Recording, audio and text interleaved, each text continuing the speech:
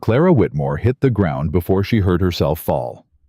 7 years old, both hands still locked around the bucket handles, knees splitting open on the cracked Montana dirt, the August sun hammering the back of her neck like a branding iron. The water she had carried 3 miles from the creek was gone, swallowed by the earth without a sound. She did not cry. Crying wasted water.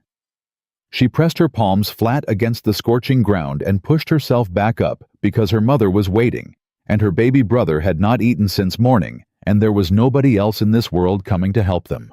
Before we go any further, if this story already has your heart, please subscribe to this channel and hit that notification bell so you never miss what comes next.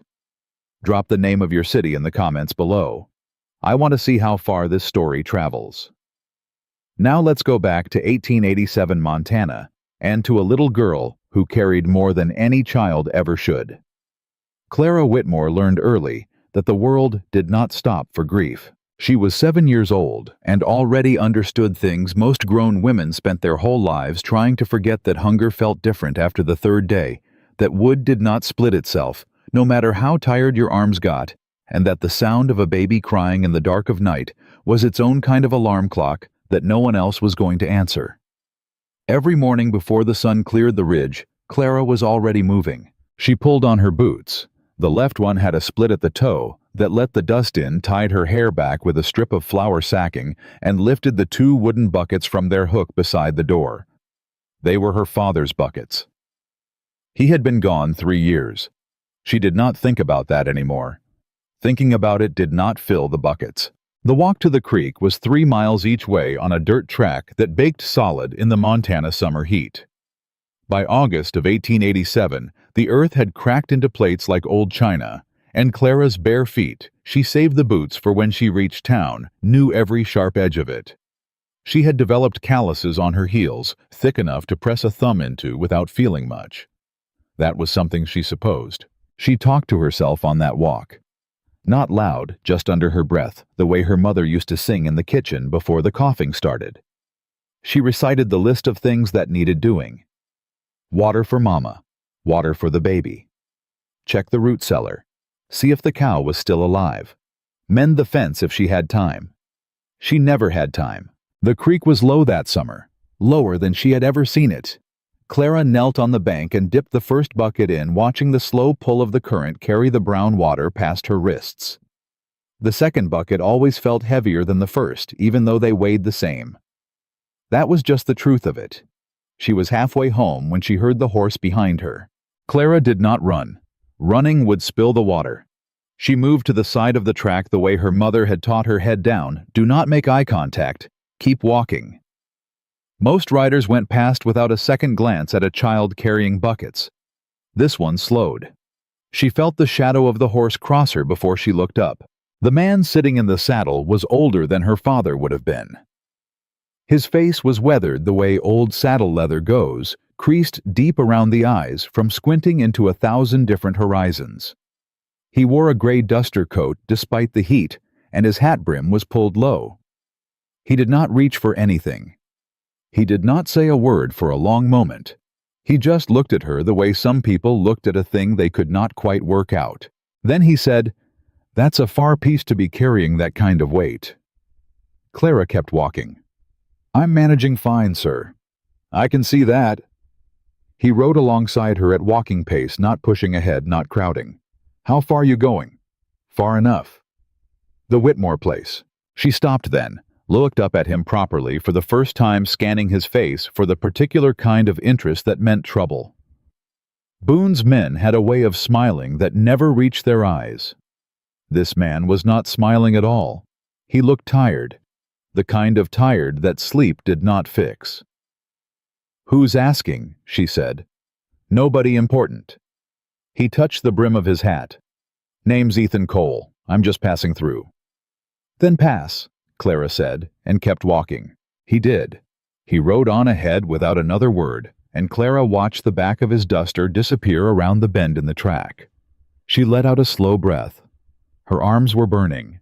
She walked the rest of the way home without stopping once.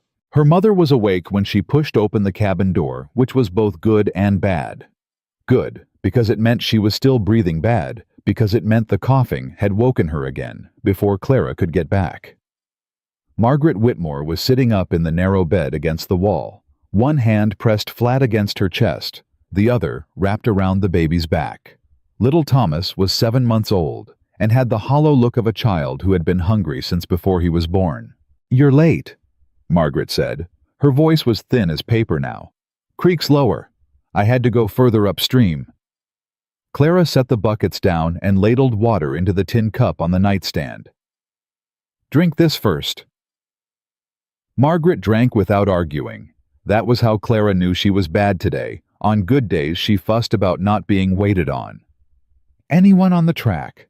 she asked between sips. "A man. Said his name was Ethan Cole. I told him to pass through." Margaret's hand tightened on the cup. "Did he follow you?" "No, Mama." "What did he look like?" "Old. Wore a gray coat. Not one of Boone's men dress better, and they ride in groups." Clara took Thomas from her mother's arms and settled him on her hip. He grabbed a fistful of her hair immediately. "He just asked how far I was going, nothing else."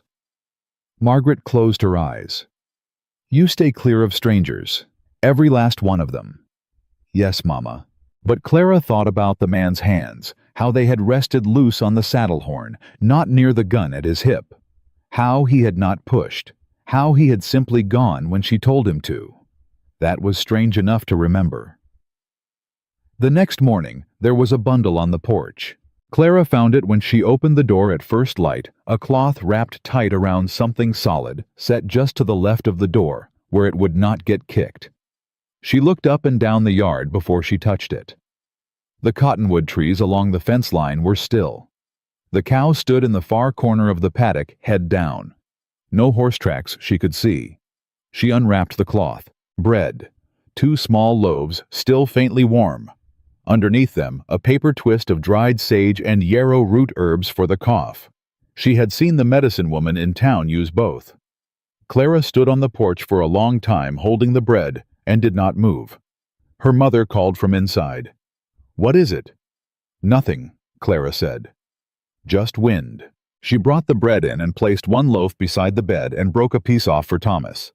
She did not tell her mother where it came from, because she did not know for certain, and because Margaret would have told her to throw it away. The next morning, firewood. Split and stacked neatly beside the door, more than Clara could have chopped in a week. The morning after that, a small bottle of goat's milk. She started watching.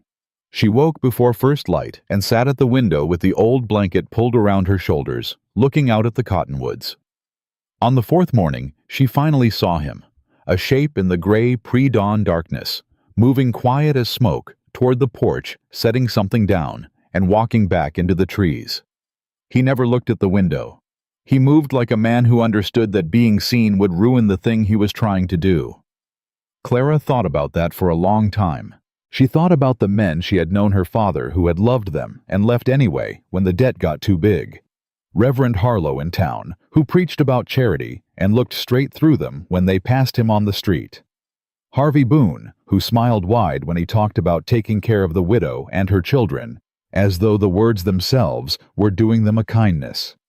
The sheriff who tilted his hat at Boone and pretended he did not see what was happening to families across the valley. None of those men had ever left them firewood. On the 5th morning, she went out earlier than usual and sat on the porch step and waited. Ethan Cole came out of the cottonwoods with a sack over one shoulder. He stopped when he saw her. For a moment, neither of them moved. Then he set the sack down carefully on the ground about 10 feet from the porch and stepped back, like he was showing her it was not a threat. "You've been watching," he said. "You've been leaving things," Clara said. "I have." "Why?" He was quiet for a moment. His eyes moved to the cabin window, then back. "Because I can. Because nobody else seems to be." Clara studied him, the way she had learned to study everything, not with her feelings, which could be wrong, but with her eyes, which were harder to fool. His boots were worn down at the heel. There was a long-heeled scar along his jaw. He had not shaved in days, but he stood straight, and he did not fidget, and he did not look at the cabin like a man calculating property. "My mama doesn't trust you," Clara said. "That's smart of her. She'll tell me to make you leave." "That's her right. But you'll keep coming anyway." He looked at her steadily. "Only if I'm not making things worse. You tell me to go, I'll go. You have my word on that." Clara picked up the sack and looked inside. Cornmeal, 3 potatoes, a folded piece of oilcloth.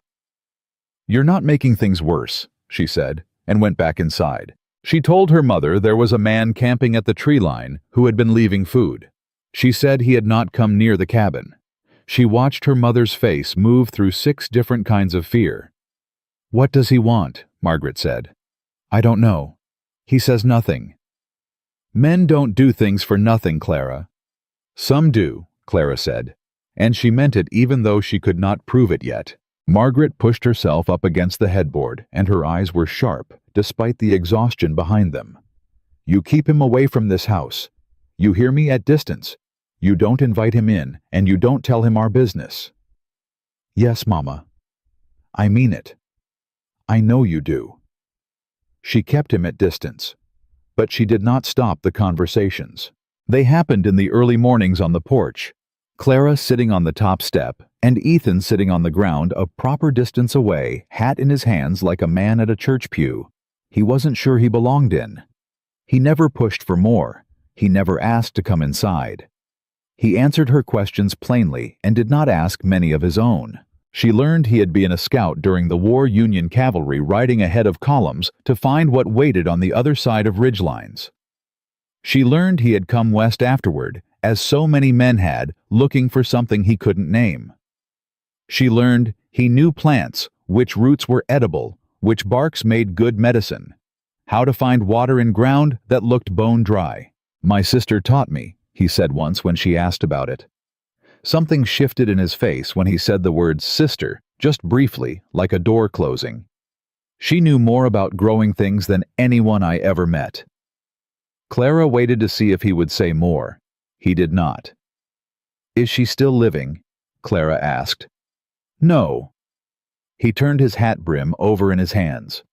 "There was a drought. She was 14. "I'm sorry. Long time ago." But the way his voice carried it, it was not long ago at all. She understood then on some level she could not have named why he stayed. It was not about them specifically. It was about something he was still trying to do for a girl who was already gone. That did not make her distrust him. It made her trust him more than anything else could have. The pressure from Harvey Boone was building differently, quieter, and more deliberate, the way floodwater builds behind a dam before anyone sees the cracks. He had sent a man 3 weeks before Clara found Ethan, a thin, careful man in a brown suit, who had sat in the kitchen and spread papers across the table and explained to Margaret in the gentlest possible voice that the promissory note her husband had signed before his death was coming due. The land served as collateral. That was the agreement. He showed her the paper. He pointed to her husband's signature. He expressed with enormous apparent regret that the bank's patience was not unlimited. Margaret had asked how long. "End of summer," the man said. "End of August at the latest." It was now the 2nd week of July. Clara had been in the corner of the kitchen during that conversation, small enough that the man in the brown suit had not looked at her twice. She had watched her mother's face. She had watched how Margaret's hands went flat on the table and stayed there the way hands go still when the body is deciding whether to fight or to collapse. She had heard every word. She had not slept well since. The town of Millhaven was 4 miles east, a proper town with a church, a school. Clara no longer attended a general store, a saloon, and a sheriff's office that everyone pretended served its purpose. She had grown up watching the town shift around Harvey Boone the way weather moves around a mountain. He owned the feed store and the lumber yard and 3 of the best ranches in the valley, and he had a way of doing favors that left people feeling they owed him things they could not quite account for. She had heard grown men lower their voices when they said his name. She had seen women cross the street to avoid his wife, who wore beautiful dresses and smiled with her whole face and never looked anyone directly in the eye. When Clara walked into Millhaven now, she felt the way she imagined a fish felt in a pond, where the water was slowly being drained. Everything looked the same. Everything was still moving. But something essential was leaving. People asked after her mother. They shook their heads with great feeling. Old Mrs. Hensley at the dry goods counter sometimes slipped a piece of hard candy into Clara's hand and told her she was a brave girl. The blacksmith's wife had once left a pot of soup on their porch. Reverend Harlow had prayed for them publicly on 3 separate Sundays. Nobody had done anything. Clara had come to understand that prayers and soup were how good people managed to feel good about themselves without the inconvenience of actual sacrifice. She did not hold it against them exactly. She just did not count on them for anything real. The morning. Everything changed was a Thursday. Clara knew it was Thursday because that was the day she tried to restock their dwindling kerosene supply with the last few coins she had found behind a loose board in the barn. She was coming back up the track with the small kerosene tin when she heard horses more than one moving fast enough to kick up a line of dust above the tree line. She stepped off the track into the brush without thinking. Another thing she had learned: early step aside and watch before you decide what you are walking into. 3 riders. She did not know 2 of them, but she knew the third. Cade Boone Harvey's youngest son, who had his father's width through the shoulders and none of his father's patience. He was 22 years old and had already broken a man's jaw in a dispute over a card game and paid what everyone agreed was an insulting amount to make the matter go away. They rode past without seeing her. They were riding toward the cabin. Clara ran. She came through the door breathing hard, and her mother was already on her feet at the window. Margaret had heard them too. She could hear most things these days, even through the walls, as if her body had decided to compensate for everything it was losing by making her senses razor sharp. "It's Cade Boone," Clara said. "2 men with him." Margaret's jaw set. She moved toward the corner where her late husband's rifle stood against the wall. "Mama, get behind me." "The rifle isn't loaded." He doesn't know that. The knock at the door was the kind of knock that said it wasn't really a question. 3 hard raps. The pause of a man who expected the door to open before he finished. Margaret opened it herself. Cade Boone had the easy smile of a man who had never needed to earn a single thing in his life. He looked at Margaret the way he looked at most things, like he was running a calculation. His eyes went past her into the dim interior of the cabin, found Clara, and moved on. "Afternoon, Mrs. Whitmore," he said pleasantly. "Just a courtesy call." "You can state your business," Margaret said. "My father wanted me to remind you that time is running short." He glanced at the rifle in her hands, and the smile did not change. "The bank is prepared to be flexible. There are other arrangements that could be made if you were open to a conversation." "What kind of arrangements?" "The kind that keep you and your children comfortable while the property transfers. My father is a reasonable man. He doesn't want to see anybody hurt by this." Margaret's grip on the rifle did not change. "You tell your father the land isn't for sale and it isn't for taking, and you tell him that if he sends men to my door again, I'll be writing to the district court about the terms of that note because I have questions about it that his banker didn't answer to my satisfaction." Something moved behind Cade Boone's eyes. Not anger exactly. More like recalibration, the quiet adjustment of a man who had expected easier ground. "You sure you want to make this harder than it needs to be?" he said. His voice had dropped to something softer and far more dangerous. "I want you off my property," Margaret said. "Now." He looked at her for a long moment. Then he touched the brim of his hat and stepped back. "Yes, ma'am. We'll be in touch." Clara watched them ride out from the window. When they were gone, her mother leaned against the doorframe and bent forward with a coughing fit so violent it shook her entire frame. Clara went to her immediately and wrapped both arms around her from behind and held on, and did not let go until the shaking stopped. "I'm going to write that letter," Margaret said when she could speak. "If something happens to me, nothing's going to happen to you. Clara, listen to me." Her mother's voice was quiet and steady and entirely serious. "There's a deed box under the floorboard beneath the bed. Don't let anyone take it. Not Boone, not the bank. Not anyone who comes to this door wearing a smile." Clara pressed her face against the back of her mother's shoulder and breathed in. "Yes, Mama, I hear you." She did not know then, standing in that doorway with the August heat pressing in, and Thomas beginning to fuss from the bed, and the sound of Cade Boone's horses fading into the distance.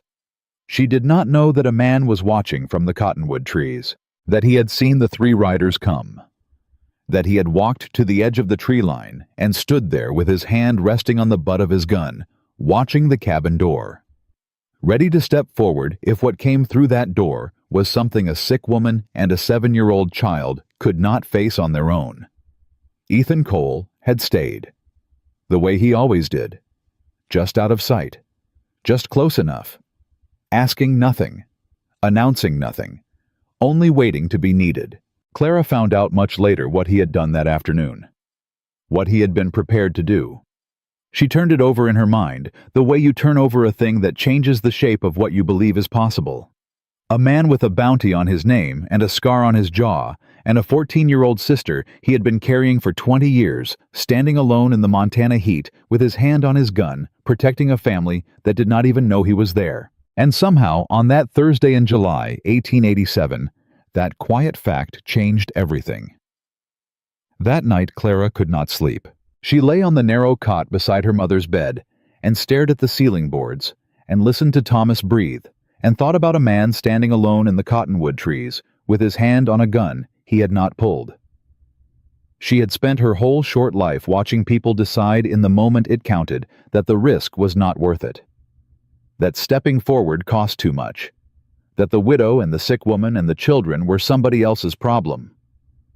She had grown so used to that particular kind of silence, the silence of good people choosing to stay back, that she had stopped expecting anything different. Ethan Cole had not pulled his gun. He had not announced himself. He had not made it about himself at all. He had simply stayed. She fell asleep just before dawn and woke to her mother's hand on her shoulder, firmer than it had any right to be for a woman that sick. "Come here," Margaret said. Her eyes were clear in a way they were not always clear in the mornings. "Sit down." Clara sat on the edge of the bed. Thomas was still asleep in the crib, the one Ethan had quietly repaired 3 days ago, wedging new wood into the cracked leg without ever being asked. Clara had not mentioned that to her mother. "That man," Margaret said. "The one in the trees. He hasn't come near the house, Mama." "I know he hasn't. I've been watching too." Margaret folded her hands in her lap. Her knuckles were red from the cold nights, even in summer. "What do you know about him?" "His name is Ethan Cole. He was a cavalry scout during the war. He had a sister he lost in a drought. He knows how to find water and how to split wood, and he doesn't ask for anything." Clara paused. "He talks to me like I'm a person, not like I'm a child somebody needs to manage." Margaret looked at her for a long moment. "That can be a way men get in close." "I know. But you don't think it is?" "No, Mama, I don't." Her mother turned toward the window. Outside, the early light was catching the tops of the cottonwood trees, turning them a pale gold. "Neither do I," she said quietly. "And that frightens me more than if I did." Clara did not ask her to explain that. She understood it herself. Trust was a door, and every door that opened was a door that could be used against you. They had learned that the hard way with people who had no ill intentions at all, people who had cared in their way and still failed them. Opening the door to someone with nothing to gain was the most dangerous thing of all, because then you could not tell yourself later that you should have known better. Margaret pressed her lips together. "Don't tell him about the deed box." "I won't." "Don't tell him what Boone said." "Yes, Mama. But—" She stopped, coughed once controlled. It pressed her fist to her mouth. "If he asks if there's something he can do, if he asks directly, you can tell him the well needs digging deeper." Clara blinked. That was the closest thing to permission Margaret Whitmore had given anyone in 3 years. She went to the porch before the sun was fully up and found Ethan already at the edge of the yard, not waiting exactly, moving around the perimeter of the fence line, the way a man does when he is checking for things that need fixing and does not want to appear idle. He stopped when he heard the door. "The well," Clara said. "It's going dry. Mama says it needs to go deeper." He looked at the well, then he looked at her. "I can do that." She didn't say thank you. She doesn't need to. He dug for 3 days. Clara watched him from the window sometimes, between chores, between Thomas's feedings, between the small endless emergencies that made up the hours of every day. He worked without stopping in the heat, without complaint, and when he came up from the hole at midday, with dust on his face and his shirt soaked through, he drank from the bucket she brought him and said only that he thought they would hit good water by the following afternoon. He was right. On the 4th day, clean water came up from 12 feet down, cold and clear, in a way the old well had not been all summer. Clara heard her mother cry that morning, not the coughing kind of sound, the other kind, the one she tried to keep private. She stood in the kitchen and did not go to the bedroom, and gave her mother the space to feel it without being watched. Then Margaret got up and walked to the window, and for the first time she looked out at the man in the yard without flinching. She did not say anything, but she did not look away either. What neither of them knew, yet what Ethan had not said and would not say for several days more, was that 2 weeks before he had ridden into that stretch of Montana Valley, he had passed through a town called Grantley, 40 miles south. And in Grantley, he had heard a story. A rancher's widow, 3 children, a promissory note, signed under duress, a land seizure, dressed up as a legal transaction.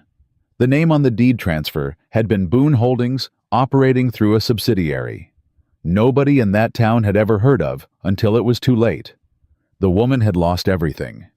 The children had been placed with relatives 2 counties over. The land now ran cattle for Harvey Boone's summer operation. Ethan had not known the Whitmores were next when he rode into this valley. He had not known anything except that the valley felt familiar in the way that all valleys looked familiar after enough years of riding through the West. He had stopped at the creek to water his horse, and then he had seen a 7-year-old girl carrying 2 buckets that were almost as big as she was, walking a dirt track that no child should have been walking alone, and he had known with the bone-deep certainty of a man who had seen this exact shape of thing before, exactly what was happening to this family. He had stayed. Because he had not stayed in Grantley. He had ridden through and told himself it was none of his business, and carried the weight of that decision for 40 miles, and he was not going to do it again. He did not tell Clara this for a while. He told her other things first. He told her about the railroad survey maps he had seen posted in Millhaven, the ones that showed the planned route of the new line running right through the lower quarter of the Whitmore property. He told her carefully, without alarming her more than the facts already demanded, that land along a railroad was worth 10 times what it had been worth 2 seasons ago. He told her that a promissory note coming due at exactly this moment was not coincidence. Clara listened with her hands in her lap and her face very still. "He planned it," she said, not a question. "I reckon so. My daddy signed that note before he left. Boone knew even then, or found out shortly after." Ethan turned his hat over in his hands. "The railroad survey was filed with the territorial office 18 months ago. That's public record. A man with the right connections would have known which land was in the path of that line before most folks in the valley found out there was going to be a line at all." Clara looked at the distance for a moment. Her jaw was tight in a way that did not belong on a 7-year-old's face. "What do we do?" "Your mother needs to see that original note, the one the bank has. She needs to compare it against any copies your father might have kept." He paused. "And she needs to do it soon." "There's a deed box," Clara said before she could stop herself. She caught herself immediately and looked at him. "I wasn't supposed to tell you that." "Then you didn't," Ethan said.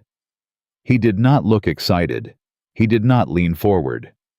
He held his expression perfectly steady and said, "Whatever's in it, that's your mother's business, not mine." Something in Clara's chest loosened by a fraction. "I'll talk to her." He nodded. "Take your time." It was not until later that afternoon, when Clara went to bring water to the barn, and found Ethan quietly mending the rotted boards along the south wall, moving with the focused efficiency of a man who had spent decades making things hold together that should have fallen apart, that she said what she had been holding back all morning. Ethan. She stopped a few feet away. There's something else. Something I heard. He kept working, but his attention was entirely on her. She had learned to read that about him, that he could be in motion and completely still at the same time, the way some animals go quiet without going inactive. The night Cade Boone came, she said. Before he knocked. I heard them talking outside, before Mama opened the door. She swallowed. One of the other men, he said... She stopped. Said it again faster this time, so it could not be unspoken. He said Boone wants the children out of the house before the end of August. That if Mama won't sign, he's going to use the county welfare office. Say she's too sick to care for us. Say we're being neglected. Ethan's hands went still on the barn wall. He's going to try to take you, he said, not a question. He's going to try to take us to get to her, Clara said. Because if we're gone, there's nobody left to fight him. And Mama's too sick to fight anything alone. The silence between them was not the comfortable kind. It was the kind that comes when two people are looking at the same hard truth from different angles, and neither one has found the way through it yet. Then Ethan stood up from where he had been crouching and turned to face her fully, and his voice was very quiet and very deliberate when he spoke. Listen to me. That is not going to happen. You hear me? You can't promise that. No, I can't promise it yet.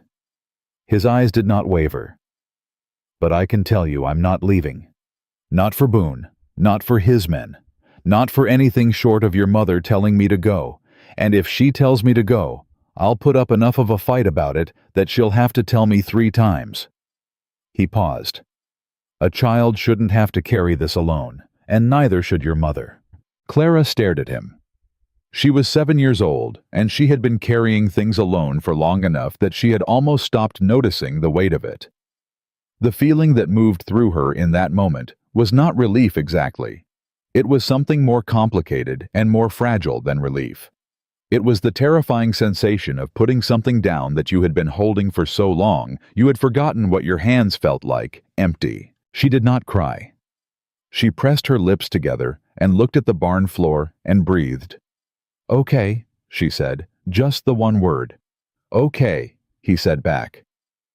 That evening, Margaret Whitmore spoke to Ethan Cole for the first time directly. She came to the porch at dusk, something Clara had not seen her do in weeks, because the evening air made the cough worse, and she stood at the top of the steps with her arms folded and looked at the man sitting on the ground at his usual distance and said, My daughter tells me you believe Harvey Boone intends to use the welfare office against my children. Ethan got to his feet. He did not move closer. Yes, ma'am.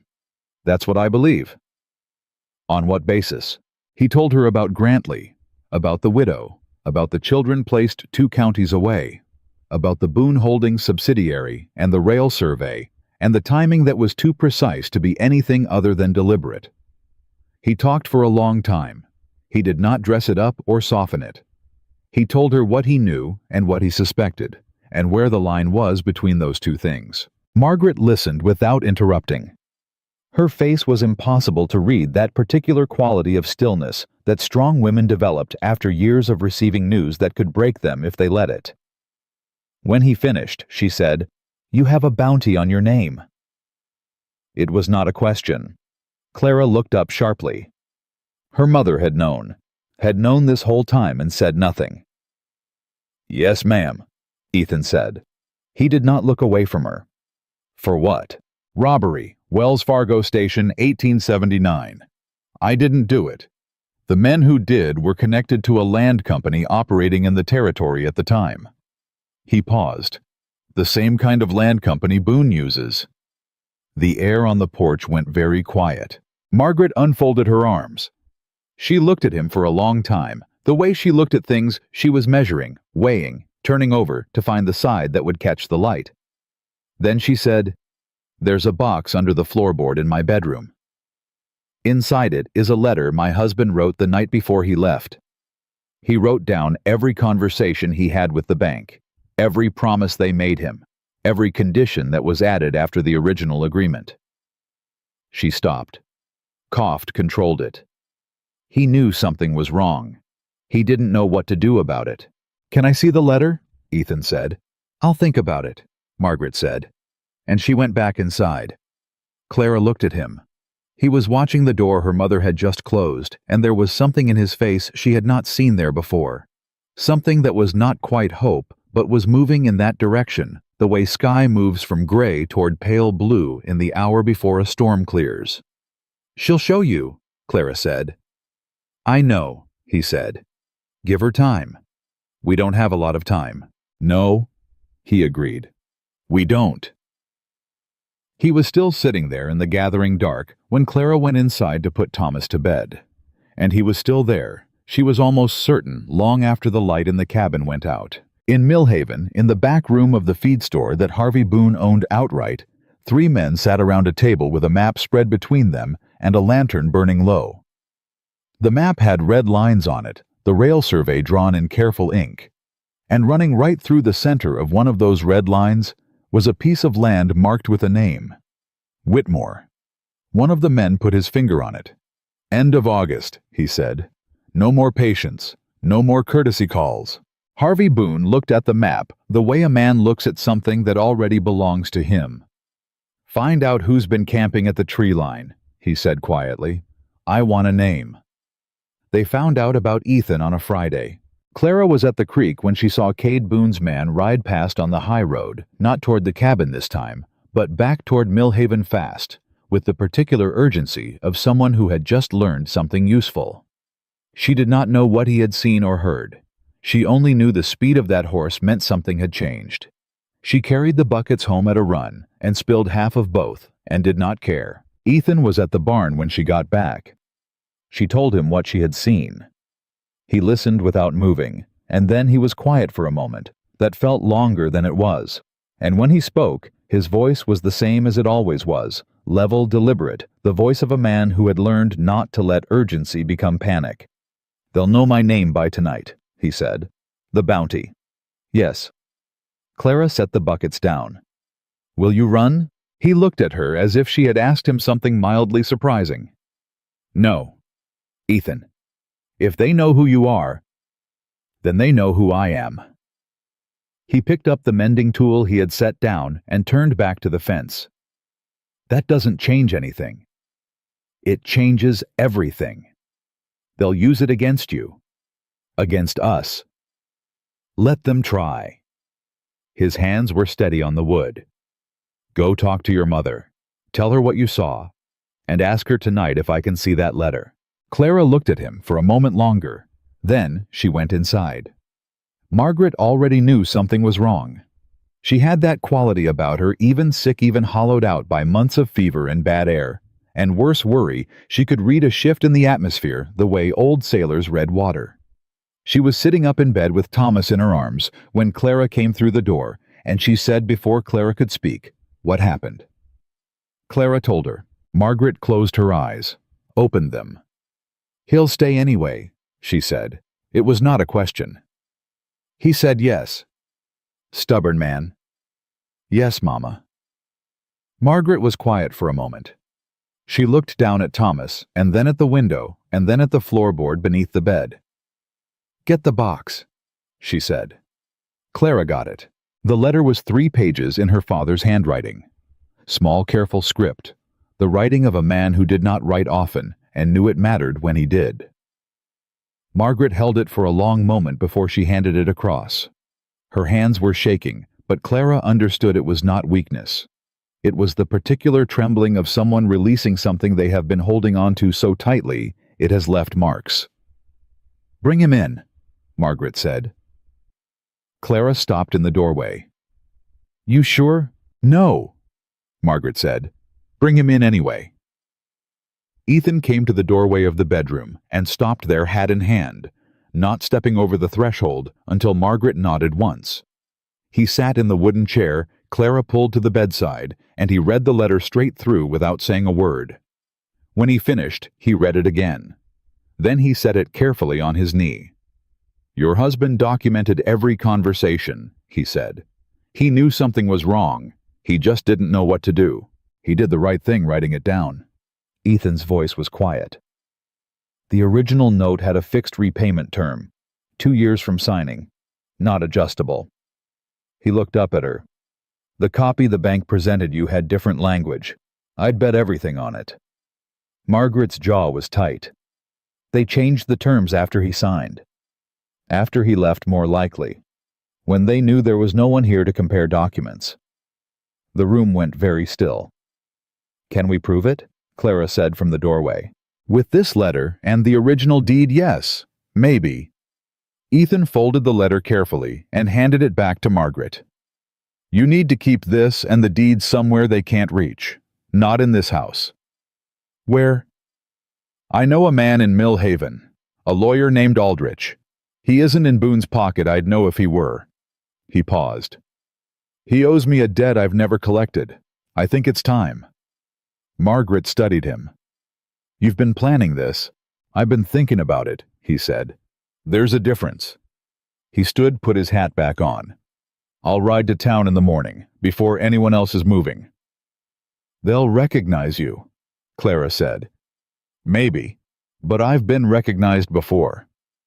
The corner of his mouth moved just slightly. I'm still here. He went before sunrise, before Clara was even fully awake. She heard the horse and sat up and listened until the hoofbeats faded, and then she lay back down and stared at the ceiling and counted her own heartbeats until they slowed. He was back by mid-morning with a look on his face she had not seen before, controlled but tight around the edges. He came to the porch and waited until Clara came out, and then he said, low and direct, "The sheriff is coming this afternoon. He has an eviction notice, 48 hours. Clara felt the ground shift under her feet. 48 hours. Boone moved faster than I expected. He must have had the paperwork ready. Ethan's eyes were steady on hers. Aldrich has the letter and a copy of the deed now. He's filing a challenge with the district court. But that takes time we may not have. What about the bounty?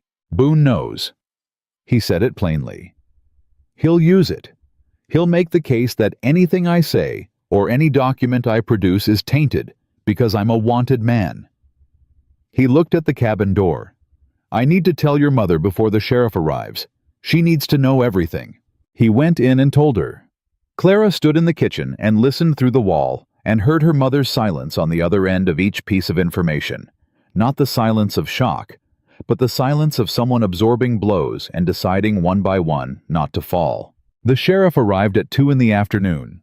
His name was Pardee, and he had the look of a man who had made his peace a long time ago with the gap between what he was supposed to be and what he actually was. He handed the notice to Margaret without quite meeting her eyes, and said it was the law, and he was sorry for it, and there wasn't anything personal in it. You look at me when you say that, Margaret said. He did not look at her. Get off my property, she said. You've delivered your paper. Now go. Pardee went, but at the end of the drive, he stopped his horse and looked back at the cabin for a long moment, and Clara, watching from the window, could not tell if what she saw in that pause was guilt or calculation, or simply the habit a man develops of looking at things before he takes them away.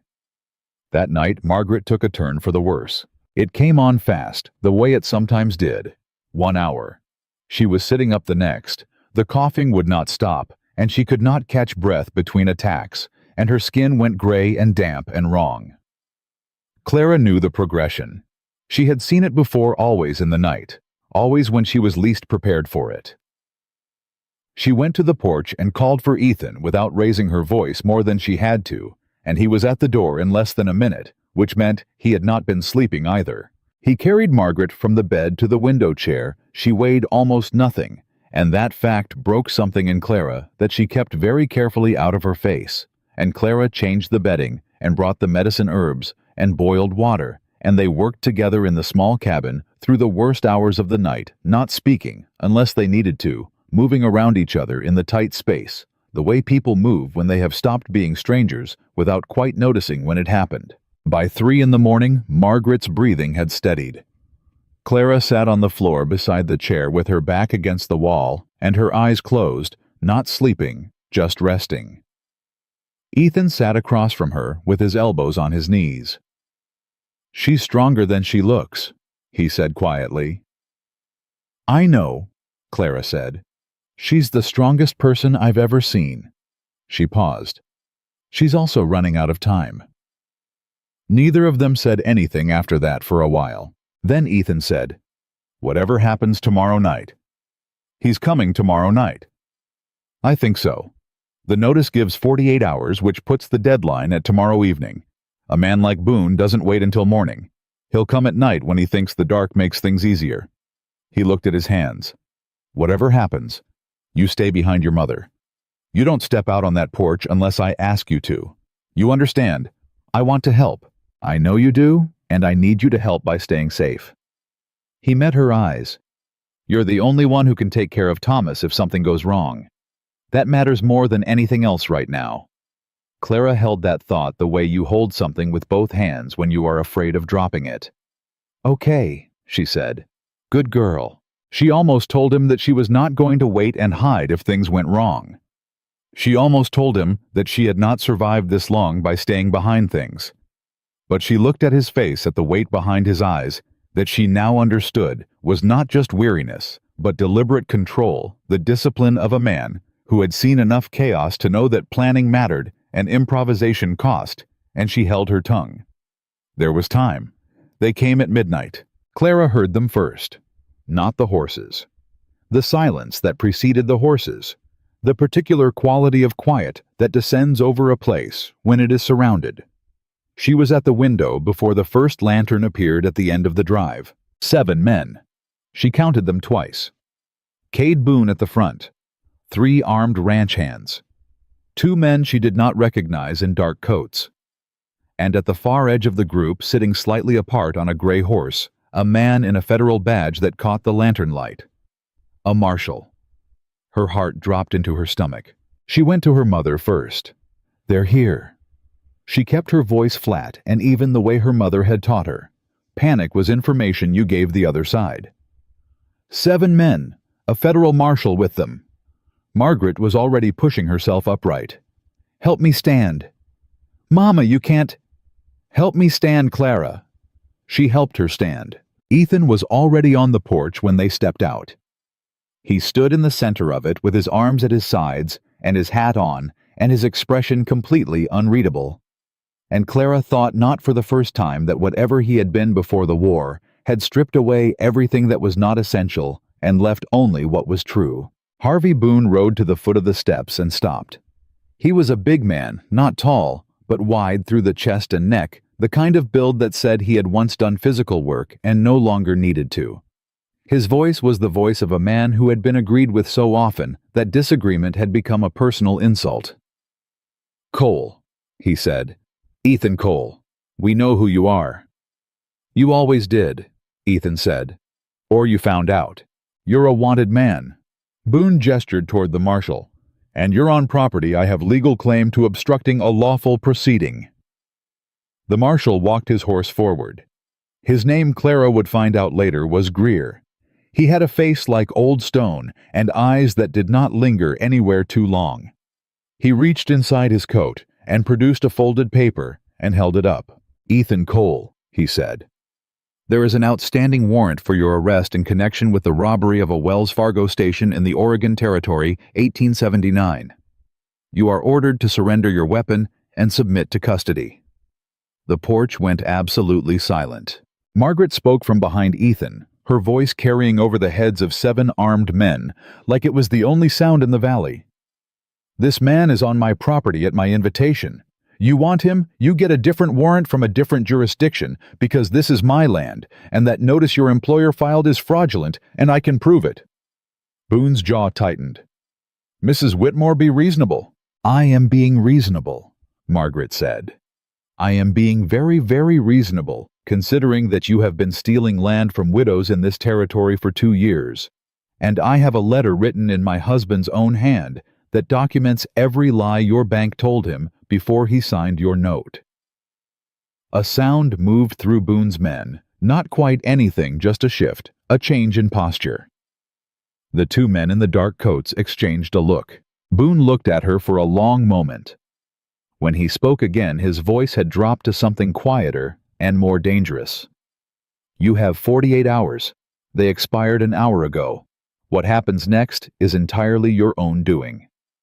You ride onto my property at midnight with armed men, Margaret said, and you want to talk to me about what's my own doing. Ethan had not moved, had not reached for his gun, had not taken a single step back. He stood on that porch like a man who had decided where he was going to be and was not interested in further discussion about it. Then the marshal said something Clara did not expect. Cole. His voice had changed, not softer exactly, but different, more careful. You've got no play here. Whatever you think you're protecting, this doesn't end well for you. It doesn't have to end well for me, Ethan said. The marshal stared at him. You'd take a bullet for a family you've known 6 weeks. I'd stand on this porch for a family that needs somebody to stand on it, Ethan said. Whether that ends in a bullet is between you and your conscience, Marshal. I think we both know which way that's going to fall. Something moved across the marshal's face. Something complicated and quick, gone almost before it arrived. Boone raised his hand. Behind him, rifles came up. Margaret gripped the doorframe. Clara felt Thomas in her arms. She had gone back for him without thinking. Sometime in the last few minutes had picked him up and held him against her chest without remembering the moment she had done it. Thomas was awake and quiet, looking at the lanterns with wide, dark eyes. And then Clara looked at Ethan's back, at the set of his shoulders, at the absolute stillness of him, and she made a decision. Not the one he had asked her to make, the other one. She turned back into the cabin. She set Thomas in the crib. She pulled on her boots, the left one with the split at the toe, and went out through the back. The old mule was in the paddock, and Clara had been riding her since she was 4 years old, and in 30 seconds she was up and moving in the dark, riding wide around the armed men at the front of the property, out through the gap in the back fence, pointing herself east toward the lights of Mill Haven 4 miles away. Behind her she could hear Boone's voice rising. Ahead of her was the dark and the distance, and the town that had looked away from her family for 2 years. She rode harder. 4 miles felt like 40 in the dark. Clara rode with her knees pressed hard into the mule's sides and her hands low on the neck and her eyes fixed on the distant cluster of lights that was Mill Haven, willing the animal faster than its nature allowed. Behind her the Whitmore property had fallen out of sight, but she could still see the glow of Boone's lanterns against the black Montana sky, and that glow was the thing that kept her moving when every other part of her wanted to turn back. She did not know what was happening on that porch. She could not afford to think about it. The first house she reached at the edge of town was the Hensley place, the old widow who ran the dry goods counter and had pressed candy into Clara's hand and called her brave and done nothing else. Clara swung off the mule before it stopped moving and pounded on the door with both fists and kept pounding until a light moved behind the curtain. The door opened 3 inches. Mrs. Hensley peered out in her nightcap, a candle held to one side of her face. Lord in heaven, child, do you know what time? Boone's at our farm, Clara said. She was breathing hard from the ride, but she kept her voice from shaking by sheer force of will. 7 men and a federal marshal. He's going to take everything, and he's going to take us, and my mother can barely stand, and there's a man on our porch who's been there every single day for 6 weeks because nobody else would be, and now he's about to take a bullet for us, and I need help. Mrs. Hensley stared at her. Please, Clara said. Something moved across the old woman's face, something that looked for a moment remarkably like shame. Give me 2 minutes, she said, and closed the door. She came out in her coat with her husband's old rifle under her arm and said, Who else do we wake? They went door to door. Clara knocked, and Mrs. Hensley stood behind her, and when people opened their doors and started to speak, she said in the flat, certain voice of a woman who had been a fixture in this town for 40 years, You've known what Boone's been doing, and you've looked the other way, and so have I, and I'm done with that. This child rode 4 miles in the dark to ask us for help. Now, are you coming, or aren't you? Some doors closed. More opened. The blacksmith. Harlan Webb came out still pulling his suspenders up, listened for 30 seconds and said, My brother lost land to Boone 2 years ago. I've been waiting for a reason. He went back inside and came out with a rifle and a lantern. The war veteran on the corner, a man named Fitch, who had lost 2 fingers at Chancellorsville and hadn't spoken much to anyone since, stood in his doorway for a long time while Clara talked. He looked at her the way men look at things that remind them of something they have been trying to forget. Then he stepped back inside without a word. Clara's heart dropped. He came back out with his coat on and his rifle and said, "Let's go." The school teacher. 2 farming families from the eastern edge of town who had their own grievances against Boone's lending practices. A mother whose son had been cheated on a horse sale. An old doctor who had treated Margaret 6 months ago and accepted payment in turnips because that was all she had. They were 11 people by the time they rode out of Millhaven. Not an army, not even close to the kind of force that should have been enough against 7 armed men. But they were 11 people who had made a choice, and that choice had a different weight than anything else Clara had seen in a long time. She rode at the front. At the Whitmore farm, the standoff had not broken. Ethan was still on the porch. He had not moved in 40 minutes. He had not raised his voice, and he had not raised his hands, and he had not given an inch of ground. Boone had cycled through every version of what he was. Reasonable, then sympathetic, then hard, then threatening. And Ethan had answered each one with the same patient refusal, the same flat wall of presence that gave Boone's words nowhere to land. Margaret was in the doorway behind him, leaning against the frame upright through something that was no longer entirely physical strength. Boone had stopped talking 20 minutes ago. That was more dangerous. Men like Boone, when they stopped arguing, had moved to calculating. He looked at Greer the marshal. Greer had barely spoken since his initial declaration. He sat on his horse at the edge of the lantern light and watched the porch with an expression that Boone read as patience, and that was in fact something considerably more complicated. "Marshal," Boone said, "this has gone on long enough. Arrest Cole and clear these people off the property." Greer did not move immediately. His eyes went to Ethan. Ethan looked back at him and said very quietly, so that only Greer could hear, "You know what's in that letter, Marshal. You've known for 2 years what Boone's been doing. You've been the instrument of it. And you're going to have to decide right now in front of these men and this woman and that empty house and God Almighty whether that is who you are for the rest of your life." The silence that followed was the loudest Clara had heard all night, and she was not even there to hear it. Greer's hand moved to the badge on his chest. Just touched it, like he was checking whether it was still there. "Mrs. Whitmore," he said. His voice came out rougher than he intended. "The letter your husband wrote. Do you have it here?" "I have a copy," Margaret said. "The original is with a lawyer in Millhaven." "May I see the copy?" Boone turned sharply. "Greer." "I am conducting an inquiry," Greer said, and the authority in his voice surprised even himself. "You will wait."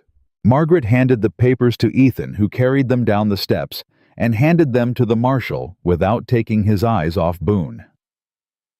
Greer read in the lantern light, slowly turning each page with a deliberateness that made 2 of Boone's hired men shift in their saddles.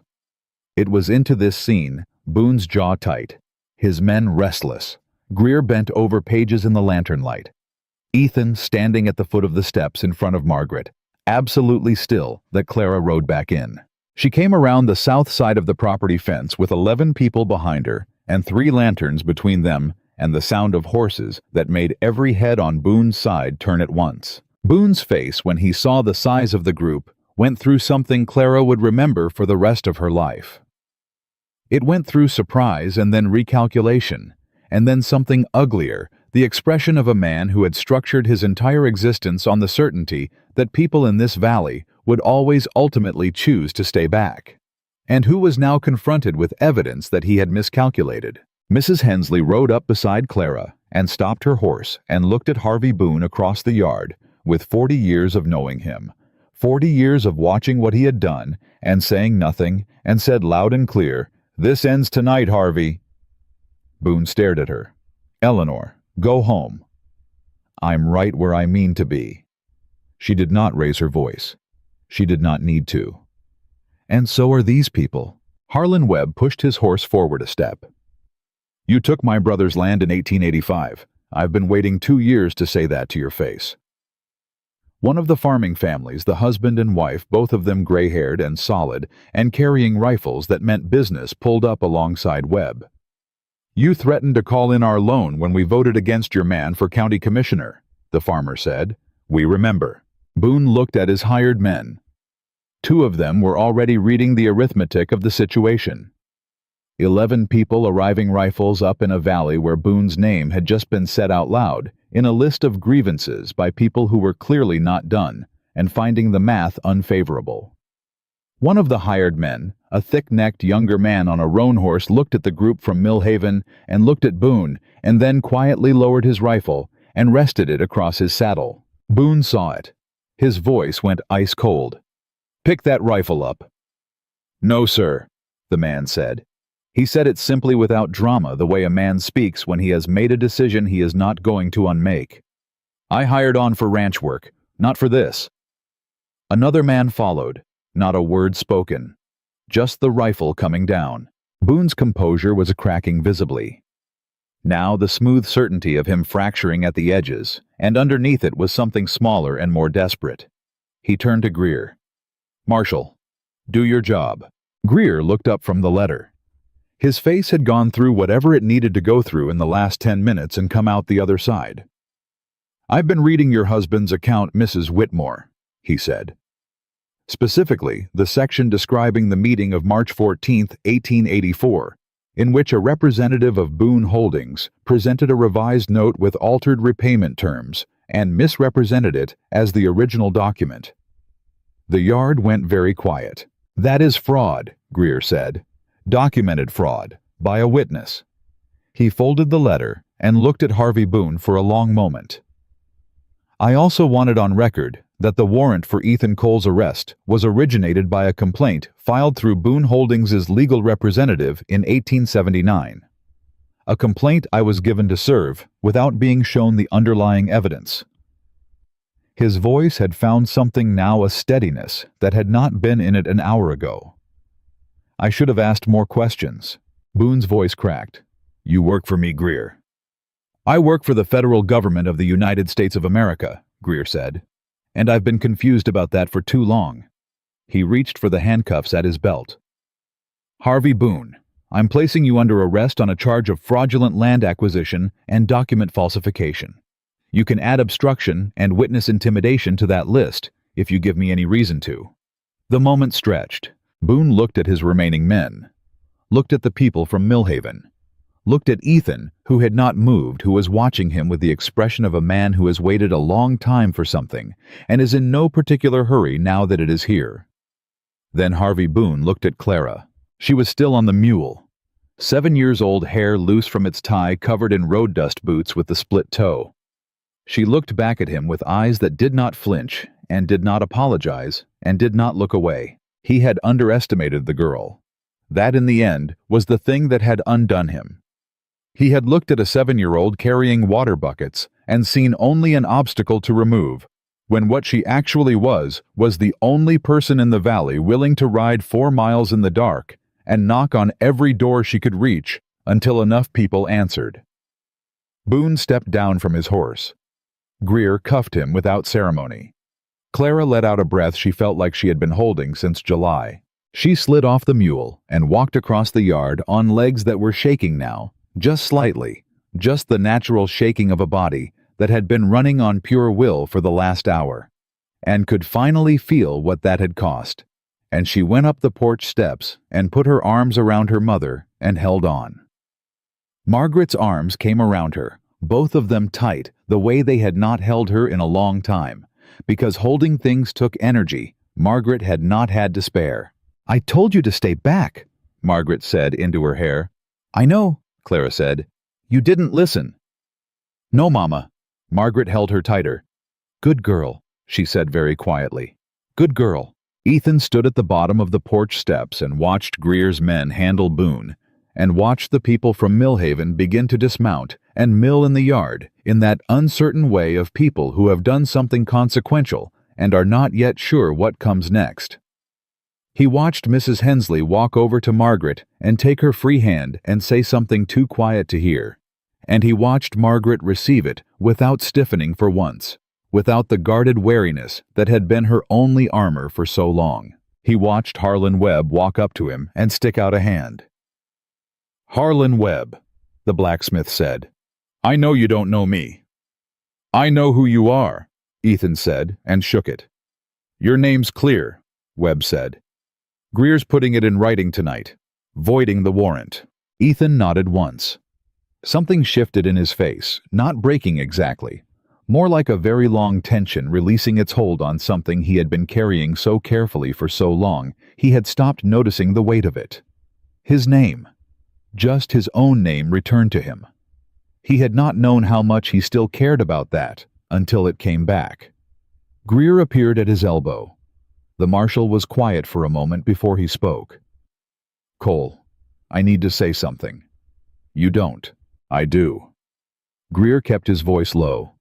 "I was told you were a criminal. I served that warrant because I was told the evidence was solid. I didn't look hard enough at who was telling me." He paused. "That was wrong.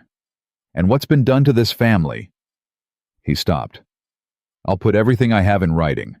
Whatever this woman needs to take to court." Ethan looked at him for a long moment. "It's not me you need to say that to." Greer looked at the porch at Margaret standing with her daughter in her arms, at the first signs of color returning to Margaret's face from the cold air and the pure animal relief of having people around her again. He walked over to the porch. Clara watched from inside her mother's arms as the marshal climbed the steps and took his hat off and said something to Margaret that made the older woman close her eyes and nod once slowly, the way people nod when they receive something they had stopped believing was coming. People began moving with purpose. Webb organized the men from town into work parties almost without being asked. Someone remembered there was lumber in the back of the Webb wagon that had been meant for a different project and decided it could wait, and by the time the sky began lightening toward gray, there were people repairing the south fence and fixing the gatepost and stacking split wood against the cabin wall. The doctor went inside and checked on Thomas and told Margaret what she needed to hear most, which was not a recovery timeline or a list of medicines, but simply the words, "You have been doing everything right. You have kept him alive." That was no small thing. Clara sat on the porch step with a blanket someone had draped over her shoulders and watched all of it. She watched the town that had looked away, that had prayed and brought soup and shaken its head with great feeling and done nothing, move around her family's property in the gray morning light, doing the actual physical work of helping. She thought about the difference between those two things, between meaning well and doing something, and she thought she understood it better at 7 years old than most people understood it in a lifetime. Mrs. Hensley came and sat beside her, not saying anything, just sitting, which was, Clara had come to understand sometimes the whole thing. "You're a brave girl," Mrs. Hensley said eventually. Clara thought about that. "I don't think I was brave," she said. "I just didn't know what else to do." The old woman was quiet for a moment. "That's usually what brave is, sweetheart." At the far edge of the property on the road east toward Millhaven, the dust from Harvey Boone's arrest party was settling. He was gone. The men who had ridden out with him had scattered too, had surrendered their weapons to Greer. The rest had found reasons to be elsewhere. The deed box was still under the floorboard. The letter was with Aldrich in Millhaven. And the land, Margaret Whitmore's land, her children's land. The land her husband had signed a note over in good faith before men with better information and worse intentions had turned that faith into a weapon. The land was still there, as it had always been, as it was always going to be. Ethan Cole stood at the edge of the yard with a cup of coffee someone had pressed into his hand. The schoolteacher.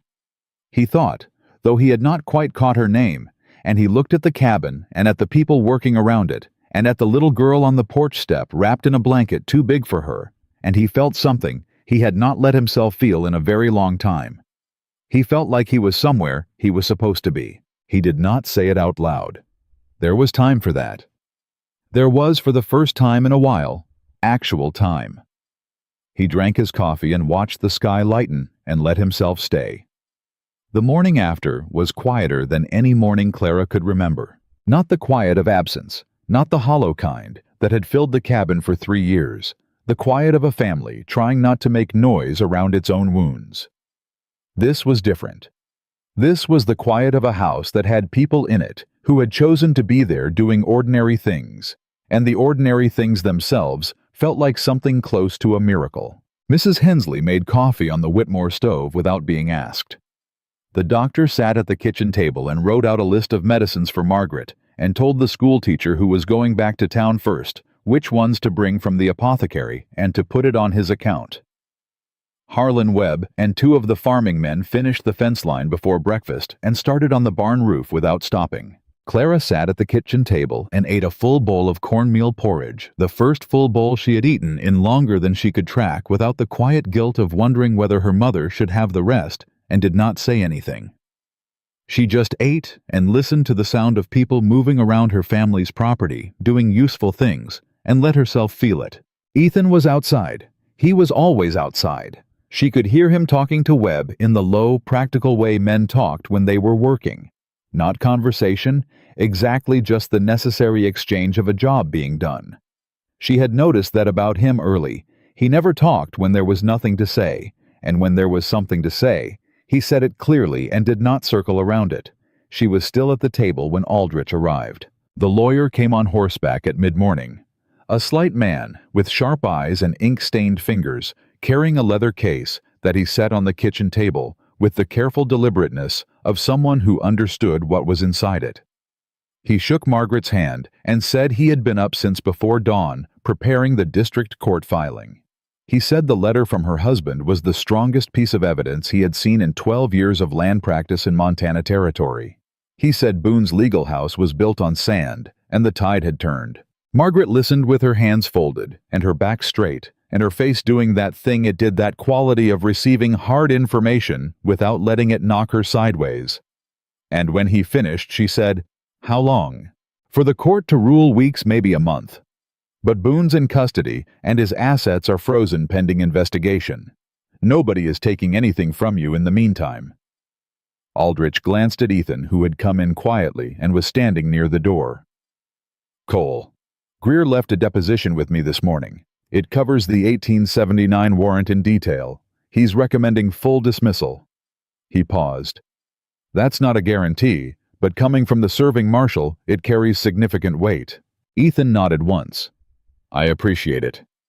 "You should," Aldrich said plainly. "It doesn't happen often that a man in Greer's position corrects his own record. Whatever you said to him on that porch, it worked."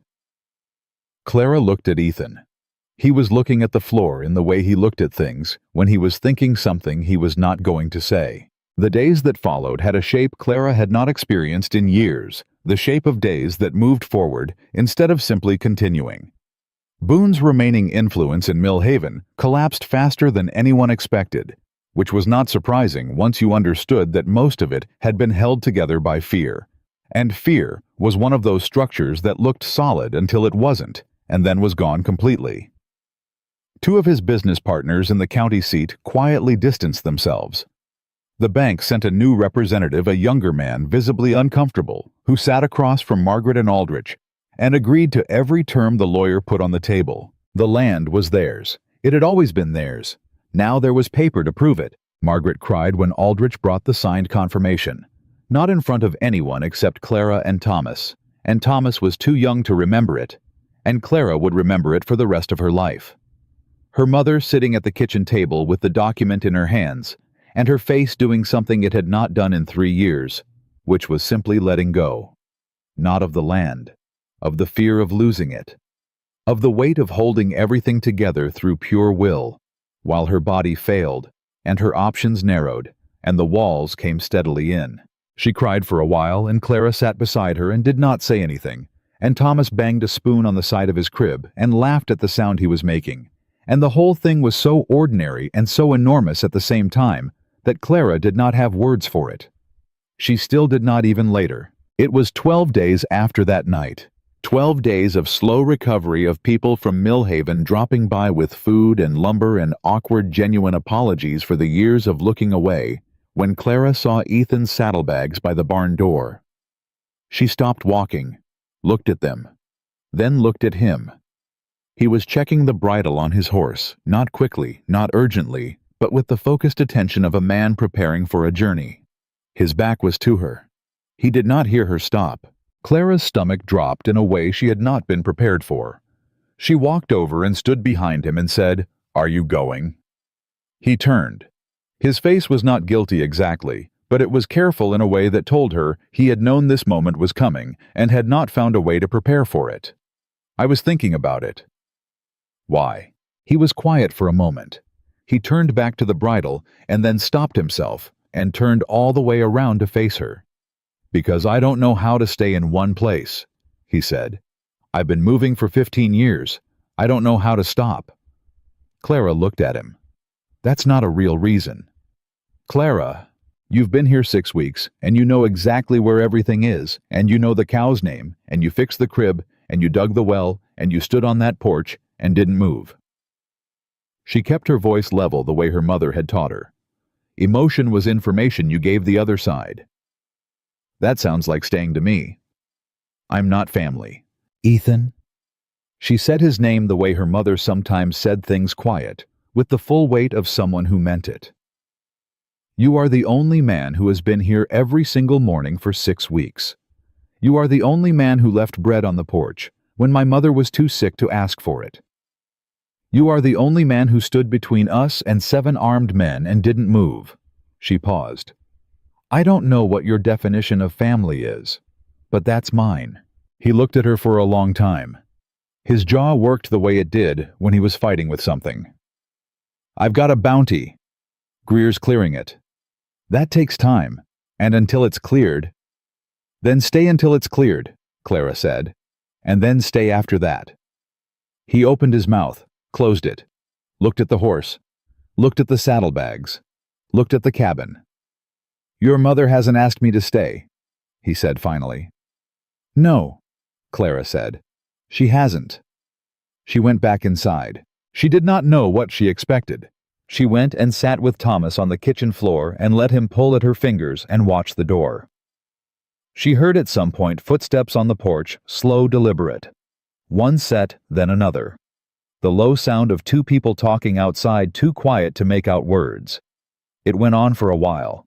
When Ethan came back through the kitchen, his saddlebags were not with him.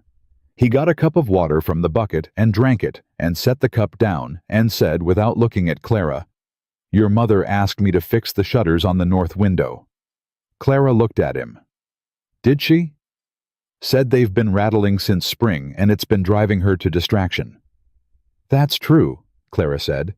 "They have been." He picked up his tools from the corner and went out to fix the shutters.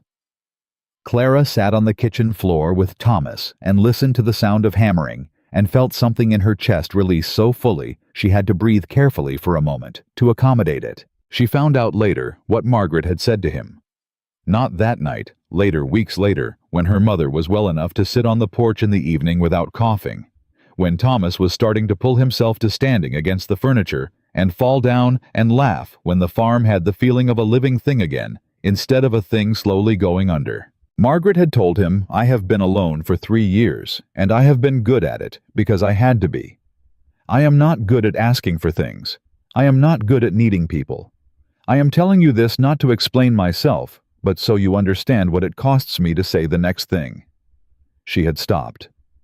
"Then I am asking you to stay. Not for my children, for all of us. Because you have already been part of this family for 6 weeks, and the only person who hasn't accepted it yet is you." Ethan had been quiet for a long time after that. Then he had said, "All right." Just those 2 words. The same 2 words he had said to things before. But they meant something different this time. They had a different weight, a different shape. They meant something final in the best possible sense of that word. The rains came in the 3rd week of August. Not the violent, property-damaging kind, but the slow, steady soaking kind. The kind that the valley had been waiting for all summer, that the cracked earth drew down into itself so greedily that you could almost hear it. Clara stood on the porch and watched the rain fall on the new well and on the repaired barn and on the fence line and on the fields, and she thought about all the mornings she had carried those 2 buckets, 3 miles, because there was no other way, and she felt the distance between that girl and this moment as something physical, a space she could put her hands around. The land changed fast after the rain. Things grew that nobody had planted grass along the fence line, wildflowers at the edges of the fields. The creek came up. The cow produced more milk. Thomas started sleeping through more of the night, which meant Margaret slept too, which meant she started getting better in a way that was visible day by day, rather than something Clara tracked anxiously and tried not to measure. On the first Sunday in September, the Webbs came for supper. Nobody had planned it exactly. Harlan Webb had come to return a tool he had borrowed during the fence repair, and his wife had come with him and brought a pie. And then Mrs. Hensley had appeared, because she had heard the Webbs were going, and then the schoolteacher, and then old Fitch, the war veteran who came without anything except himself, and sat on the porch step and talked to Ethan about the war in the straightforward way that men talked about the war when they had decided to stop pretending it had not happened. They stayed until dark. Someone brought a fiddle. Clara did not know who she did not play, and neither did her mother. But it did not matter, because the sound of it in the yard was the kind of sound she had not heard in so long. It felt like something from a different life. Margaret sat in the good chair someone had carried out to the porch, and she watched people in her yard, and she looked more like herself than she had looked in 3 years. Greer came on the second Sunday. He came alone on the gray horse, and he had papers in his inside coat pocket that he handed to Ethan without ceremony. The warrant dismissal. The official notation in the Federal Registry. Ethan's name cleared. Not expunged, cleared, which was different, which meant the record showed not just that the charge was dropped, but that the charge had been wrong. Ethan took the papers and held them and did not say anything for a moment. Greer stood with his hat in his hands. "It's not enough," he said. "I know that." "No," Ethan said, "but it's something. I'm filing a full report on Boone's operations. Every family he displaced, every fraudulent note. It'll take years to sort through, but—" He stopped. "It'll get sorted." Ethan looked at him.